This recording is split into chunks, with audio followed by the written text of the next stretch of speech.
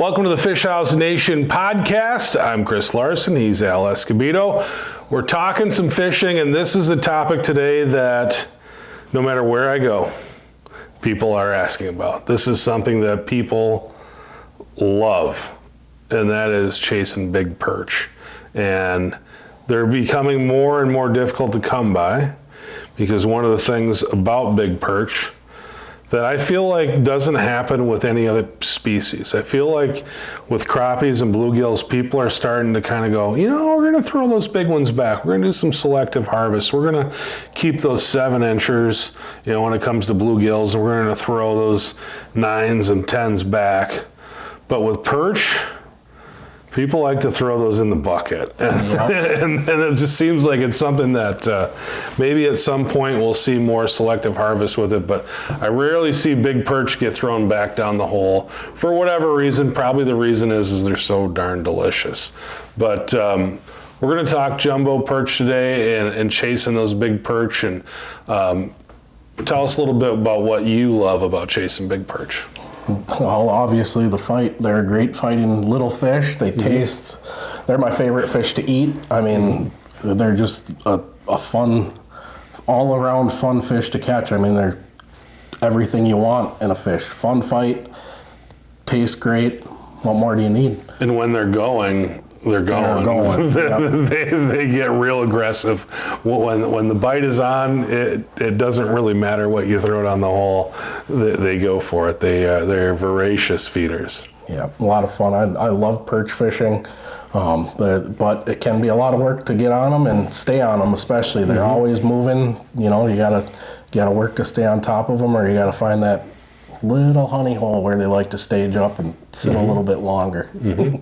Before we get to like where they are, where you look for them on particular lakes, but let's just talk real quick about, and again, if you've got this secret lake, I don't want you to say that, but like, what are kind of some lakes that people know about that are good places to target perch? Well, the Big Stone has been a very growing place for a lot of guys to go perch. You got the Mille Lacs jumbos. I did hear that they are adjusting their limits this year on the perch.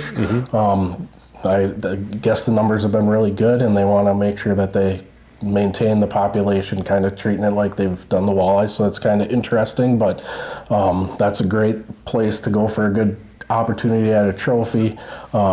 You got your Winnebagosh, you got Leech, you got, you know, a lot of the bigger lakes as you get away from the cities a little further north. A lot of them are going to have it. Otherwise, you know, if you're willing to go out west and fish some potholes in western Minnesota, south and North Dakota, there's some great fisheries out there for perch as well. I would dare to say that for me personally, if I'm fishing for perch, that's the direction I go. Yeah. I've just tend to, you know, gear towards those little potholes when you're fishing a duck hunting slough, and you know, it's a lot of fun. Yeah, I think a lot of people, I mean, there was the big perch thing that was happening out on Devils for a long time. I think that fishery is still a good perch fishery, but I think a lot of people have kind of shifted more towards walleye out there. But yeah, those potholes are really good. Another place that I think a lot of people sleep on are just the Mississippi River backwaters. Definitely. I mean, there is some incredible perch on the Mississippi River, and you know, it's one of those things I think probably would be best to hire a guide first, just to kind of figure it out and go figure out a few places to go. I think just going out there and jumping on them can be a little bit of a challenge, just because you have so much water there, and it can be a little bit difficult navigating some of those areas. It's difficult in a boat, and it can be really difficult on the ice. Yeah. But that's a really big spot for nice perch. The other thing, and again, our show is very Midwest centric, but I'm telling you, you get out east, Lake Erie has got crazy great perch, and the Finger Lakes in New York, you get up into Maine and New Hampshire, there's just some awesome lakes up there in those Finger Lakes for perch, and they are really nice fish. And so that's a place too that if you're really, I mean, you can go way out west, go to Cascade, those places too. I mean, if you're really kind of looking to do something different, something outside the norm, you know, I think far west trip or even a trip, out to the East Coast can be really good. And it's a different style of fishing out there. You don't have the pressure that we have here. The regulations are very different. There's places you can go out there and have 25 lines set, and the limits are almost unlimited. So I would say if you like to bring fish home, you're probably going to want to drive. It can be a little bit of a challenge to fly back with fish, but if you want to go and get some bags of meat, there's some really, really good opportunities out east for that as well. Let's talk about when you're out on the ice, you choose your lake, you're going to go ice fishing. Where are you looking for perch? Well, with perch, it's a little bit, they have a different pattern generally based on the time of year. Earlier in the season, you're generally going to focus on, weed lines, green weeds, places that are holding a lot of those bait fish and bugs. Again, you're looking for, soft bottom. And then as you kind of start to get into the middle of winter, then you're going to start looking into a little bit deeper water. So it just depends on the time of year that you're starting. When they move into those basins, that's when you're looking more specifically for the mud basins, where you're getting a lot of those bloodworms and other bugs that are coming out of the bottom. And then as the season progresses, then you're going to start transitioning into late ice, getting them back into the shallows or staging up, moving to the different bays, getting ready to spawn and those sorts of things. Yeah. If you're ice fishing in a spot when it gets dark, your sonar just starts getting crazy. You're in the right spot. Yep, exactly. If you start seeing these just weird things coming up on your sonar picture, that's where you want to be, because those are your bug hatches. That's where the fish are. But yeah, it definitely changes throughout the year. The other thing I want to talk about, and it's something that it always makes me laugh, and I see it online all the time, and you see people and they're like, yeah, those guys out there in those fish houses are just decimating our lakes. And I would say that, I've interviewed a ton of tournament anglers. I've interviewed a lot of people that I think are looked at as really, really good ice fishermen and ice anglers for the ladies. And I've never had one of them say to me, the key to going ice fishing is going out and just fishing in one spot all day. Like, you want to move, and I will say that there's definitely benefits to being in those hard-sided houses, and you get to, fish in your slippers, and you can make a nice meal and do those things, but the way that you ice fish in a fish house is typically not the best way to catch a ton of fish.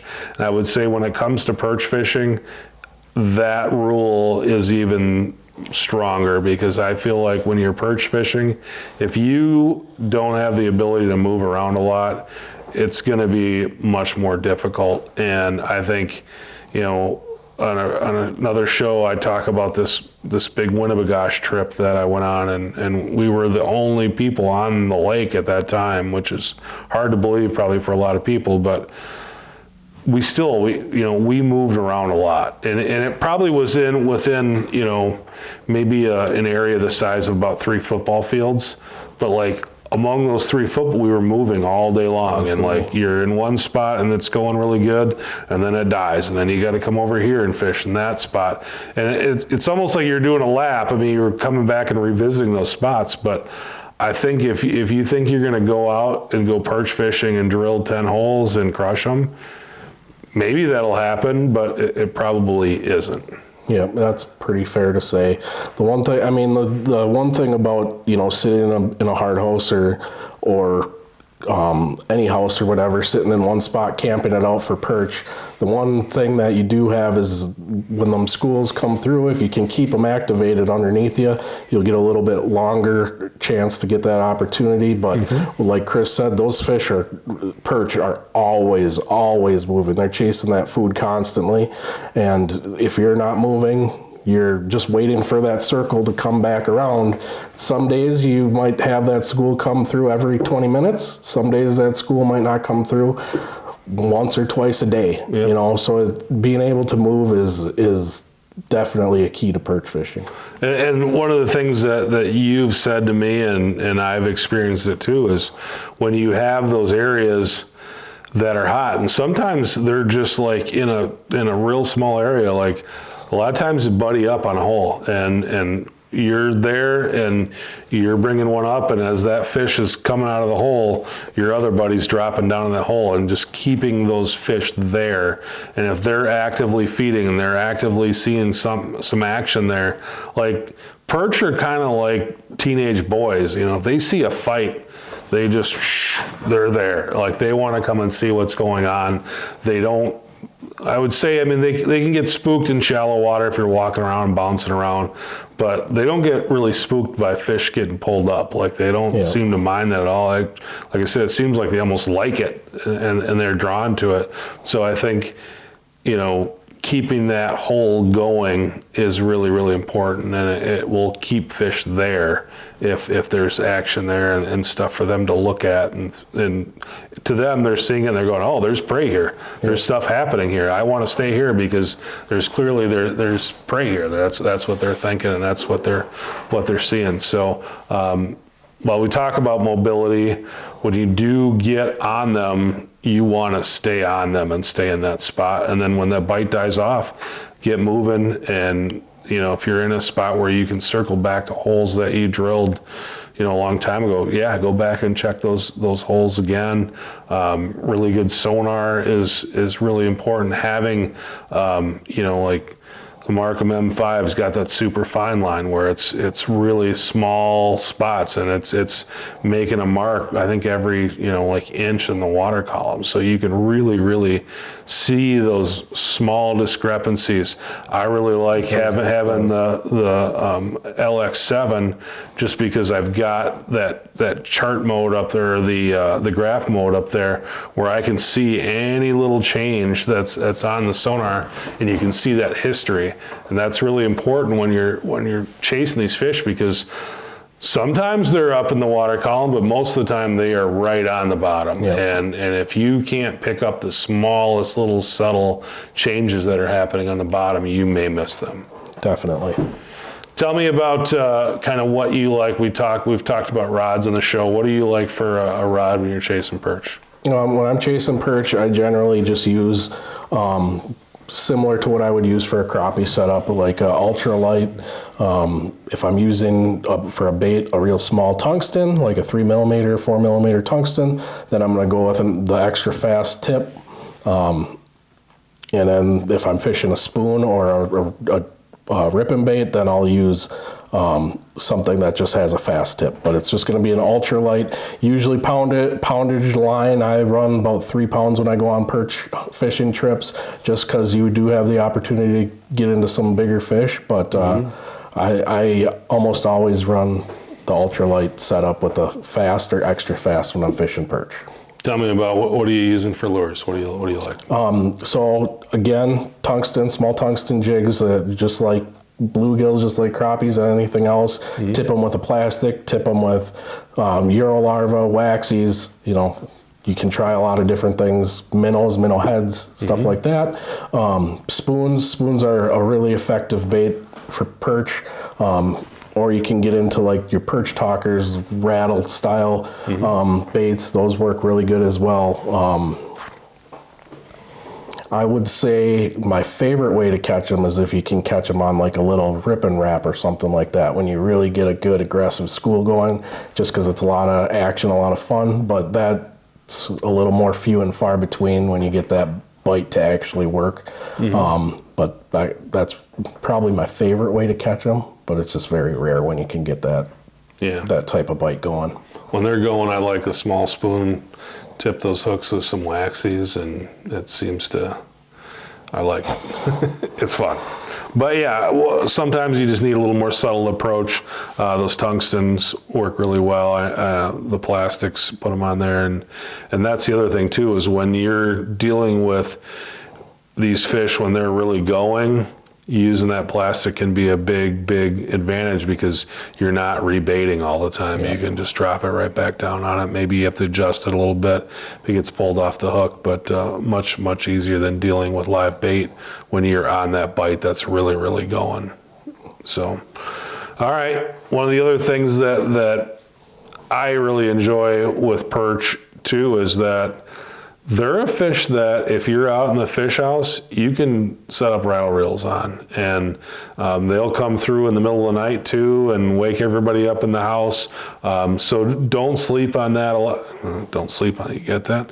A lot of times when we set up our rattle reels, we're setting up for walleye, we're setting up for pike. But if you're in an area with some really nice perch and you're gonna shut it down for the night, set up some stuff for perch, and they will come through, and you'll put some in the bucket. And the other thing I would say is, if you're really, really out there and you're serious about fishing, is when they do come through and those rattle reels go off, have your rod ready too, and drop down them. And maybe you're only going to be fishing for 10 minutes, but that wave is coming through there when that happens. And that is, again, we talked about the disadvantages of wheelhouse fishing, but that is your advantage when that does happen, is you can drop down on them and you're out there on the lake all the time.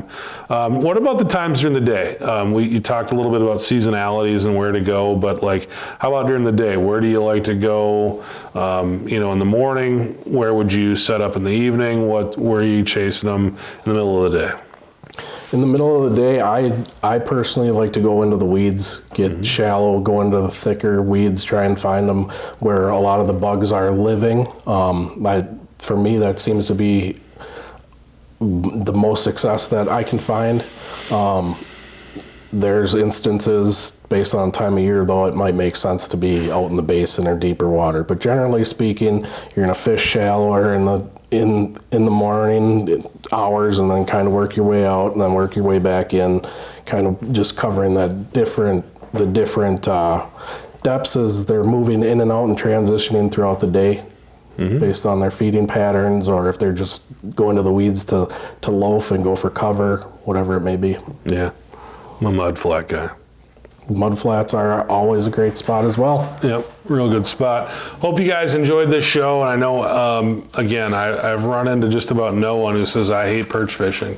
It's a lot of fun. They are a really fun fish to target, because when they are on like pretty much nothing else. And you're going to bounce around, move around a little bit chasing them. But they're a good time, and they taste really, really good. Heck yeah, gotta love perch fishing. All right, for Al, I'm Chris. Thanks for watching. Thanks for listening. Talk to you next time.